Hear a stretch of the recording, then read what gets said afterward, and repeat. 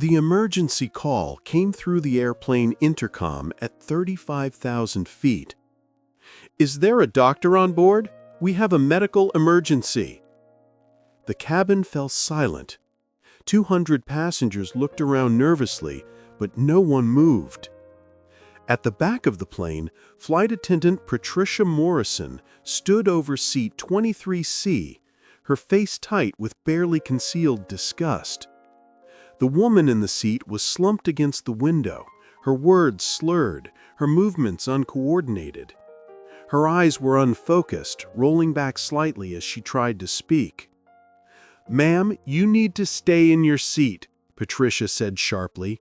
"We've already called security to meet us when we land."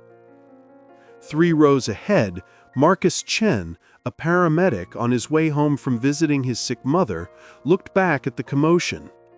His trained eyes caught something the airplane attendant had missed. The woman's skin had a grayish pallor. Her breathing was shallow and rapid, and her hands were trembling in a way that had nothing to do with alcohol. Marcus unbuckled his seatbelt and stood. "I'm a paramedic," he called out. "Let me through." Patricia turned, her expression annoyed. "Sir, please sit down. This passenger is intoxicated, and we're handling it." "She's not drunk," Marcus said, already moving down the aisle. "She's in diabetic shock." He reached the woman just as her eyes rolled back completely and her body went limp. What no one on that plane knew yet was that the woman they had been judging for the past hour wasn't a drunk passenger causing trouble. She was Emma Richardson, a trauma nurse from Seattle, and she was flying across the country to save a child's life. Emma Richardson stood in the airport bathroom, staring at her reflection in the mirror. 32 years old, dark blonde hair pulled into a practical ponytail, eyes that showed the exhaustion of someone who'd worked a 12-hour shift in the ER before rushing to catch this flight.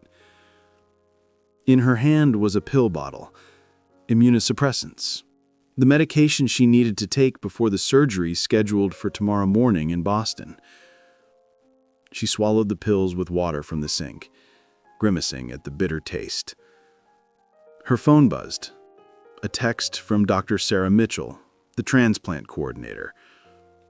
"Emma, are you sure about this? It's not too late to change your mind. This is major surgery, and you don't even know this child." Emma typed back quickly. "I've never been more sure of anything." Emma Richardson stood in the airport bathroom, staring at her reflection in the mirror. 32 years old, dark blonde hair pulled into a practical ponytail, eyes that showed the exhaustion of someone who'd worked a 12-hour shift in the ER before rushing to catch this flight. In her hand was a pill bottle, immunosuppressants, the medication she needed to take before the surgery scheduled for tomorrow morning in Boston. She swallowed the pills with water from the sink, grimacing at the bitter taste. Her phone buzzed. A text from Dr. Sarah Mitchell, the transplant coordinator. "Emma, are you sure about this? It's not too late to change your mind.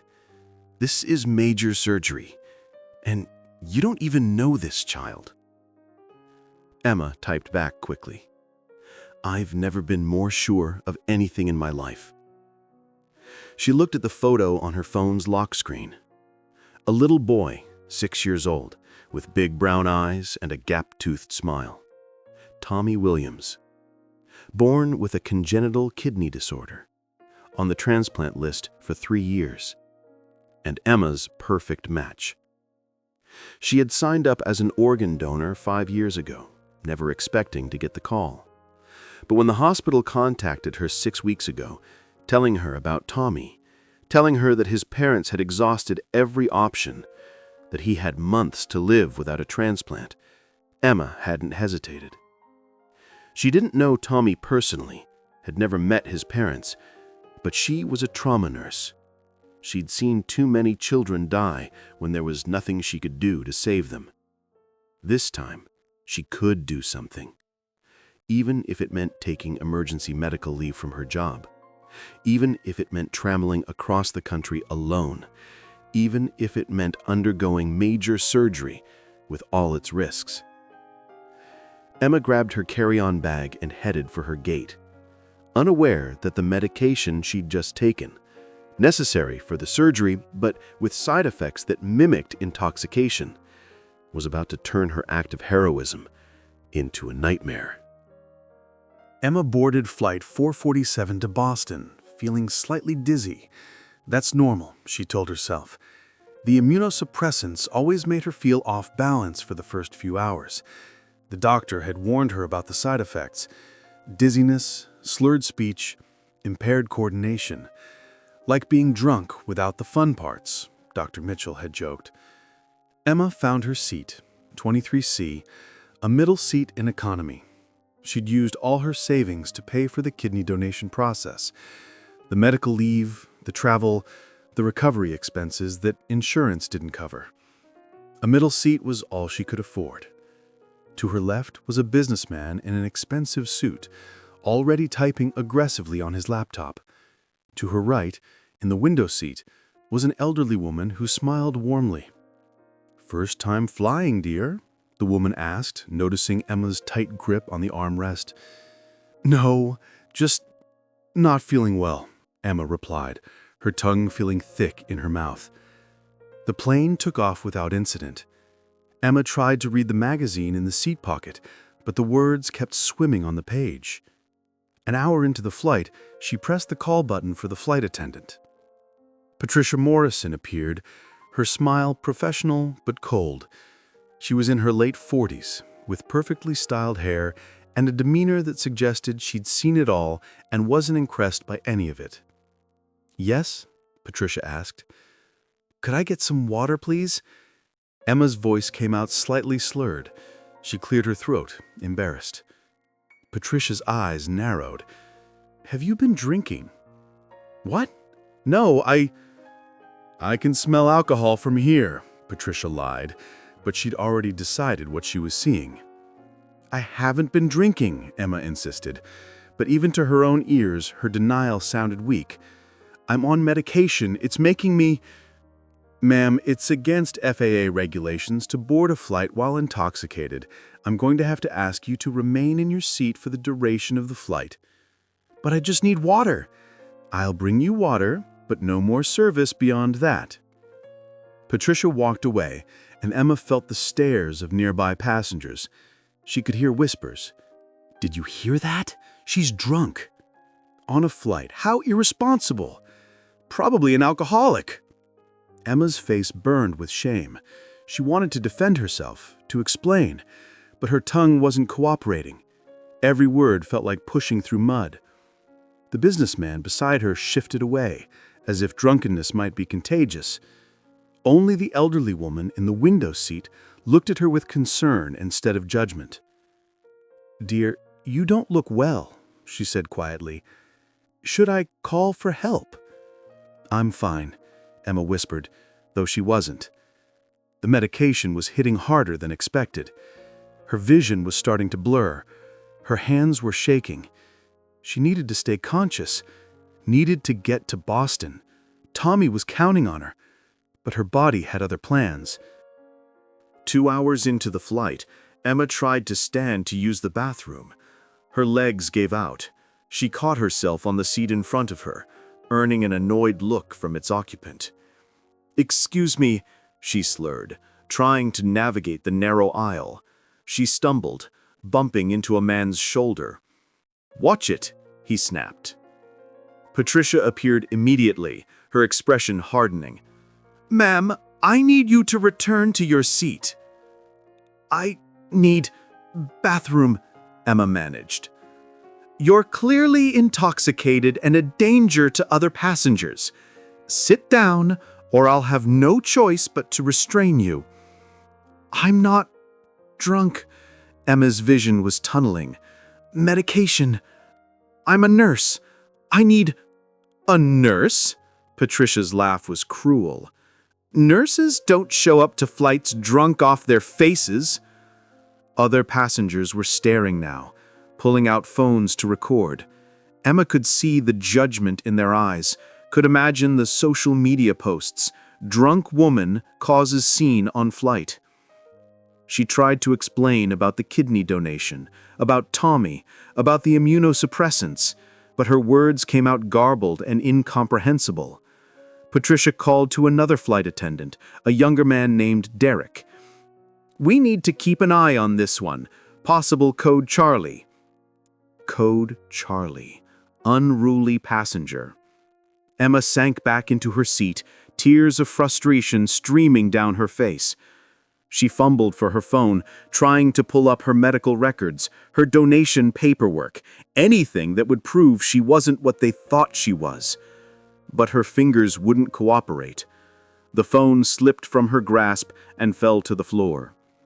The businessman picked it up and handed it to her with obvious distaste, then immediately used hand sanitizer.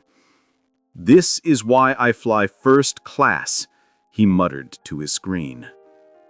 Emma's breathing became more labored. She was sweating despite the cool cabin temperature. Her heart was racing. Something was wrong. This was more than just medication side effects. She tried to reach for the call button again, but her arm wouldn't move properly. The elderly woman beside her grabbed her hand. "You're scaring me, dear. Your lips are turning blue." But Emma could barely hear her anymore. The cabin was spinning. Voices were becoming distant echoes. Her last conscious thought was of Tommy. "I'm sorry. I tried." Then, everything went black. 3 rows ahead, Marcus Chen had been watching the situation develop with growing alarm. As a paramedic with 10 years of experience, he'd seen diabetic shock dozens of times. And as a single father to a 3-year-old daughter, he'd learned to recognize when someone was fighting an invisible battle, because he fought one every day, balancing life-saving work with raising Mia alone after his wife had left them 2 years ago. Marcus thought of Mia now, safely with his mother while he traveled home from visiting her. He'd promised his daughter he'd be home for bedtime tomorrow. But looking at this woman, this nurse who everyone had judged so quickly, he knew he couldn't just sit by and let her die. The symptoms were unmistakable. Altered mental state, slurred speech, impaired coordination, rapid breathing, pallor. Everything the flight attendants had mistaken for intoxication. When Emma collapsed, Marcus was already moving. Marcus Chen pushed past other passengers, his training taking over. "I'm a paramedic," he announced. "Let me through." Patricia stepped in front of him. "Sir, please return to your seat. We have the situation under control." "No, you don't. That woman is in medical distress, not drunk. Let me help her." "I've been a paramedic for 20 years. I know the difference between drunk and sick." Marcus looked past her at Emma's unconscious form. Her breathing was shallow. Her pulse, visible at her neck, was weak and rapid. "If you don't let me help her right now, she's going to die," Marcus said, his voice deadly calm. "And you'll be responsible." Something in his tone made Patricia hesitate.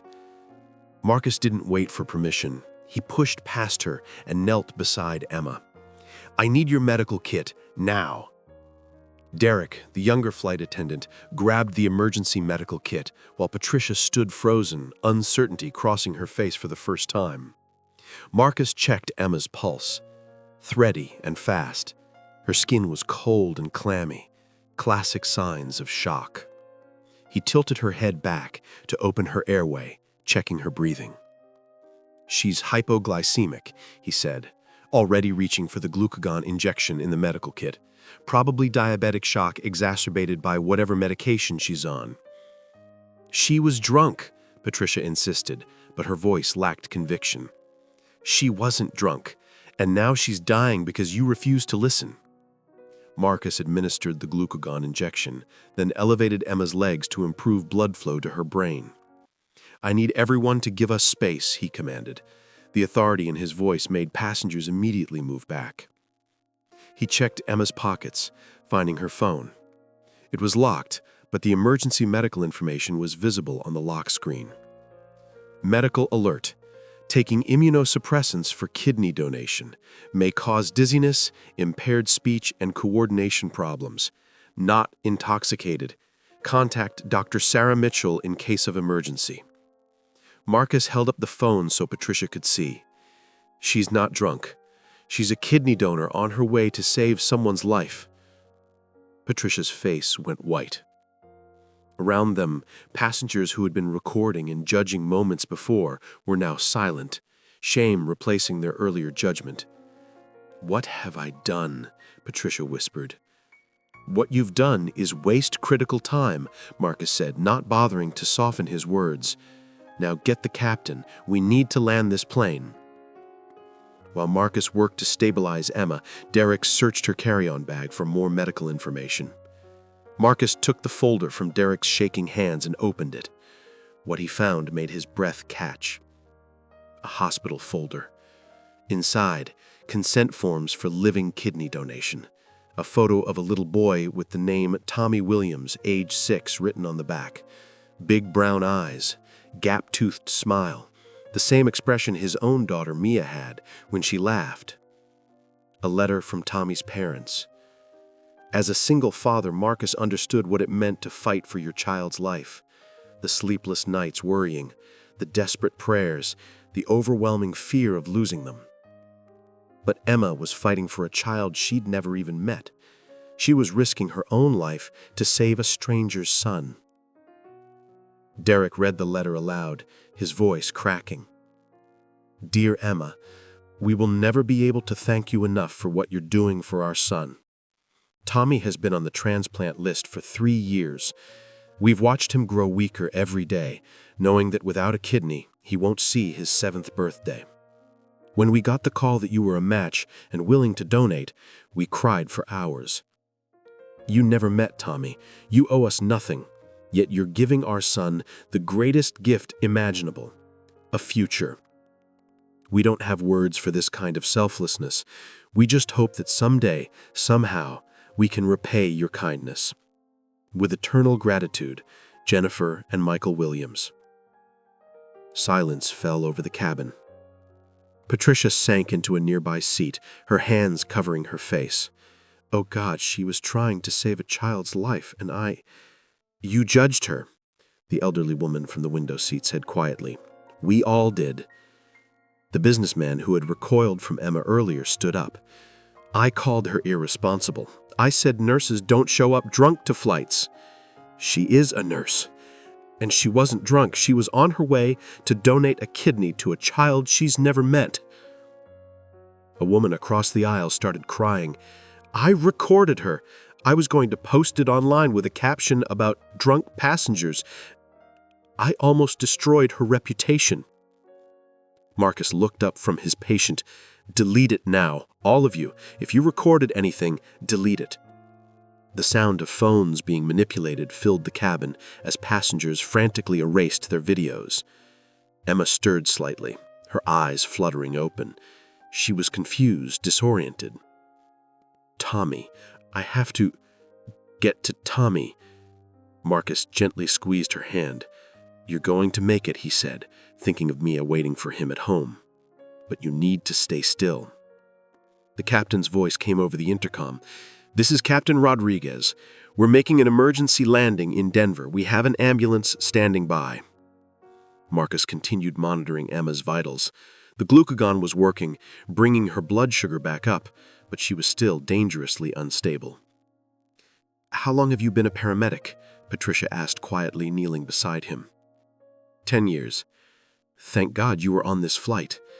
Thank God I didn't listen to you when you told me to sit down," Marcus replied, unable to keep the edge from his voice. Patricia flinched but nodded. "You're right. I made a terrible mistake. I saw what I expected to see instead of what was really happening." Emma's hand moved, reaching for something. Marcus realized she was trying to grab her phone. "Easy," he said. "What do you need?" "Call Dr. Mitchell. Tell her I'm still coming. Surgery can't be delayed. Tommy needs..." Her voice trailed off as she lost consciousness again. Marcus looked at the photo of Tommy in the folder, then thought of Mia's face. He made a silent promise. This woman was going to make it to Boston. This little boy was going to get his kidney, and Marcus was going to make damn sure of it. "We're landing in 5 minutes," the captain announced. Marcus kept his hand on Emma's pulse, praying she'd hold on. While Marcus worked to stabilize Emma, Derek searched her carry-on bag for more medical information. What he found made his hand shake. A hospital folder. Inside, consent forms for living kidney donation. A photo of a little boy with the name Tommy Williams, age 6, written on the back. A letter from Tommy's parents. Derek read it aloud, his voice cracking. "Dear Emma, we will never be able to thank you enough for what you're doing for our son. Tommy has been on the transplant list for 3 years. We've watched him grow weaker every day, knowing that without a kidney, he won't see his 7th birthday. When we got the call that you were a match and willing to donate, we cried for hours. You've never met Tommy. You owe us nothing. Yet you're giving our son the greatest gift imaginable, a future. We don't have words for this kind of selflessness. We just hope that someday, somehow, we can repay your kindness. With eternal gratitude, Jennifer and Michael Williams." Silence fell over the cabin. Patricia sank into a nearby seat, her hands covering her face. "Oh, God," she breathed. "She was trying to save a child's life, and I—" "You judged her," the elderly woman from the window seat said quietly. "We all did." The businessman who had recoiled from Emma earlier stood up. "I called her irresponsible. I said, nurses don't show up drunk to flights." His voice was thick with shame. "She is a nurse, and she wasn't drunk. She was on her way to donate a kidney to a child she's never met." A woman across the aisle started crying.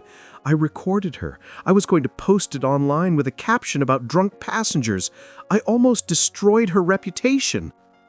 Marcus looked up from his patient. "Delete it, now. All of you, if you recorded anything, delete it."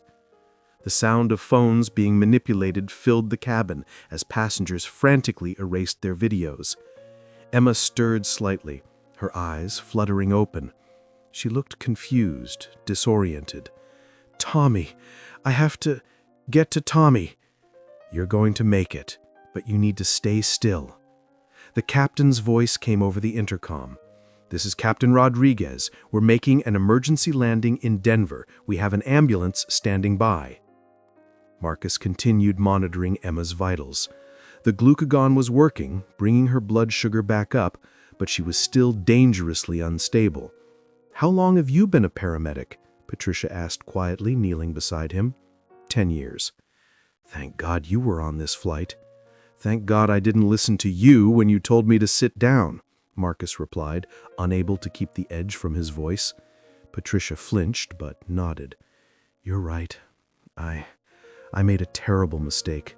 I saw what I expected to see, instead of what was really happening." Emma's hand moved, reaching for something.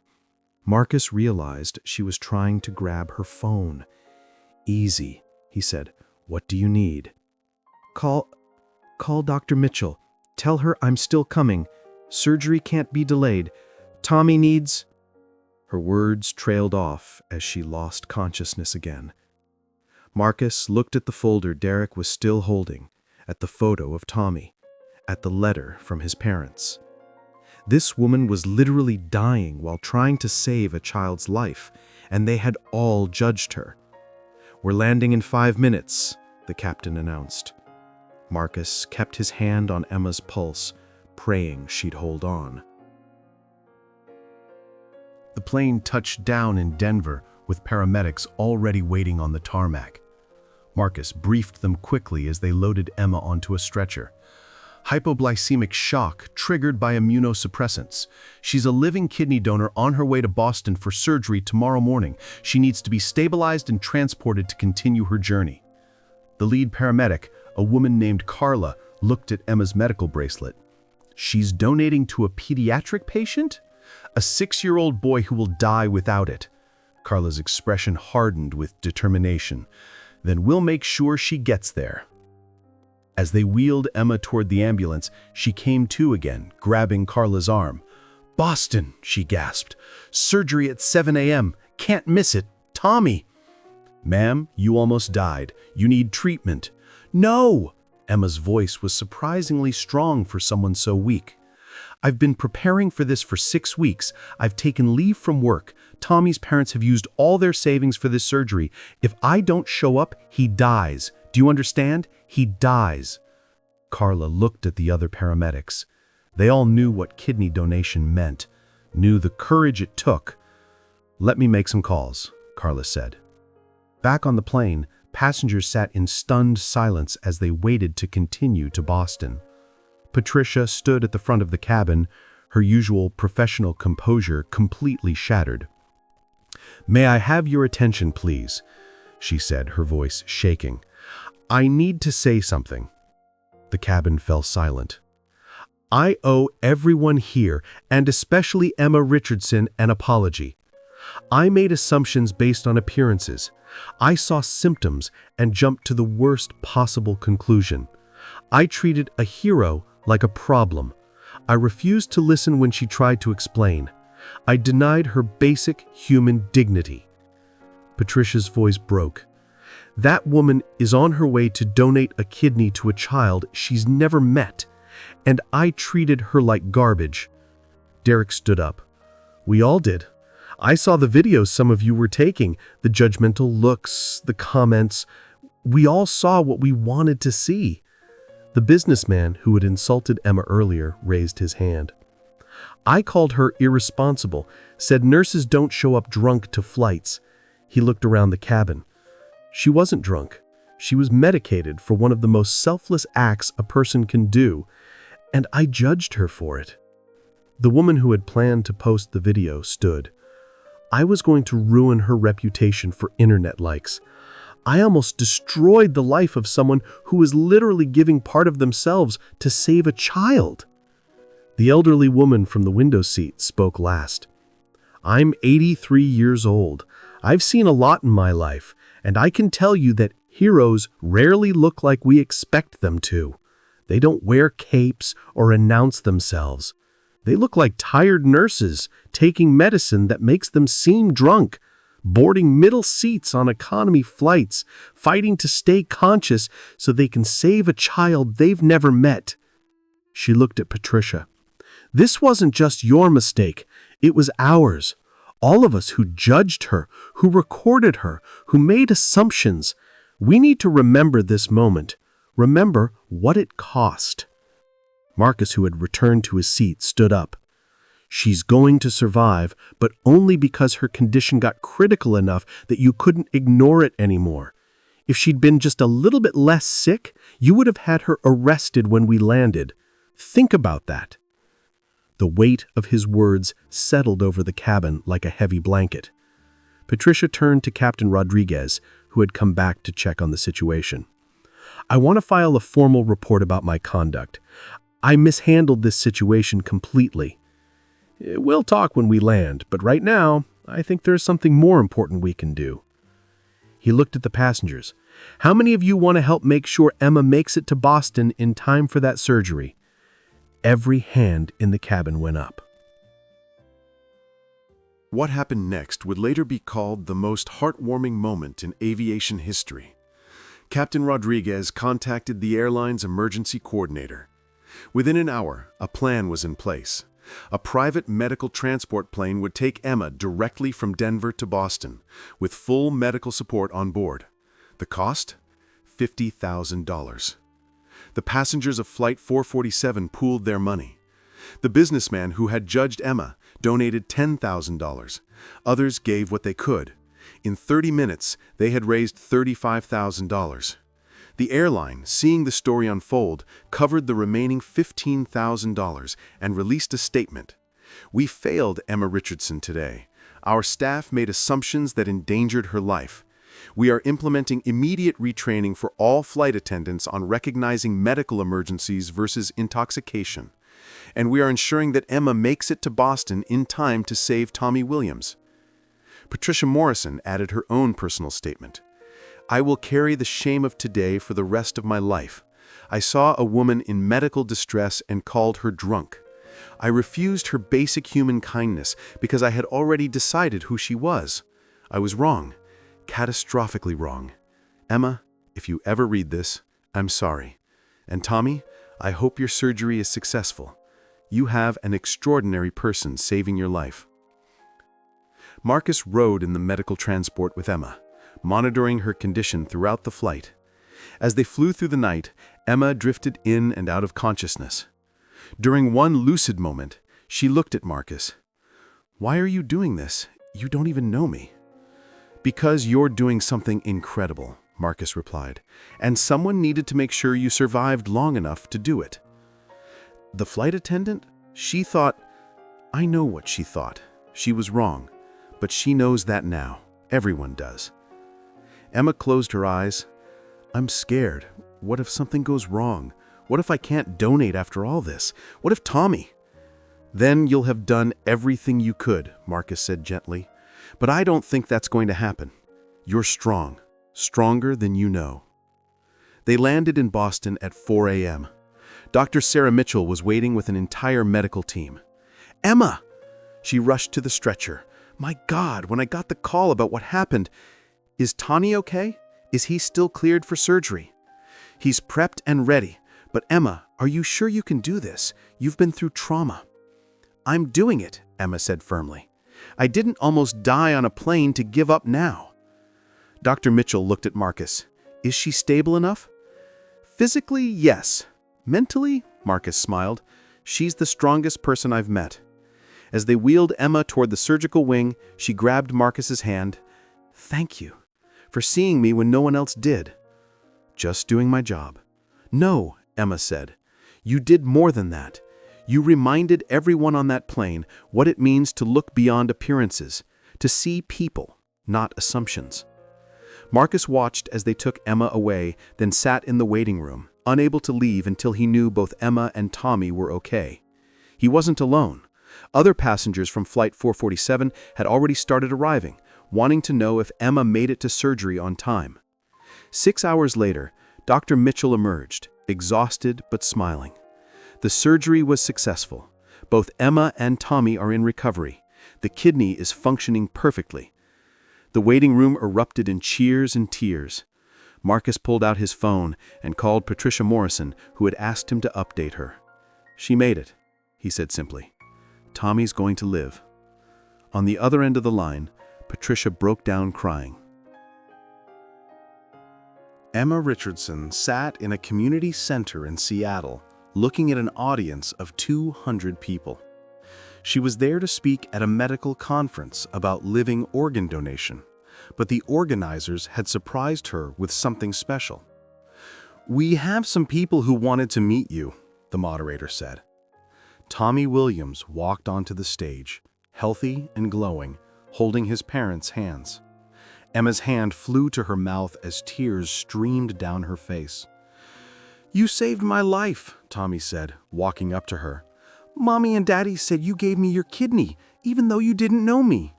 Emma knelt down to his level. "And you saved mine." "I did?" "You reminded me why I became a nurse. To help people. Even when it's hard. Even when people don't understand." Tommy hugged her, and his parents joined them, all four crying together. Then another surprise. Marcus Chen walked onto the stage, followed by Captain Rodriguez, Derek the flight attendant, and even Patricia Morrison. "We wanted to tell your story," Patricia said, stepping forward. "Not to excuse what I did, but to help others learn from it." She turned to the audience. "I'm now leading a training program for all airline staff on recognizing medical emergencies. Emma's experience changed aviation protocol. Because of her, flight attendants across the country are being taught to ask questions before making assumptions, to look for medical alert bracelets, to listen when passengers say they're ill." Captain Rodriguez added, We're also implementing a system where passengers taking medication that might impair them can notify the crew in advance, so situations like this never happen again. Marcus spoke last. I'm just a paramedic who did his job, but this experience taught me something important. Heroes don't always look heroic. Sometimes they look sick, confused, vulnerable. And our job, all of our jobs, is to see past appearances to the person underneath. The audience stood, applauding. In the back of the auditorium, a small figure bounced excitedly in one of the seats. "Daddy! Daddy! Is that the brave lady you saved?" 3-year-old Mia Chen had insisted on coming to see the hero. Marcus scooped her up, holding her so she could see the stage better. "Yes, sweetheart, that's Emma." "And that's the little boy who got her kidney?"